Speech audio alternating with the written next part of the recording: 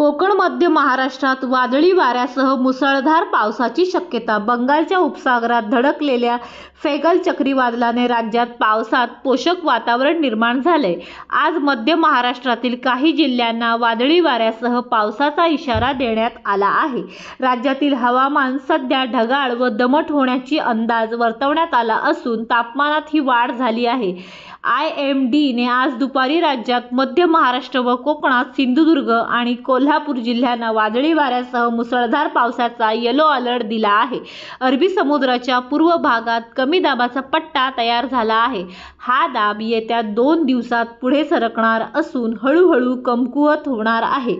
कोकणात वादळी वाऱ्यासह पावसाची शक्यता। अरबी समुद्रात तयार झालेल्या कमी दाबाच्या पट्ट्यामुळे कोकण, गोवा व मध्य महाराष्ट्रात वादळी वाऱ्यासह मुसळधार पावसाची शक्यता हवामान विभागाने वर्तवली आहे।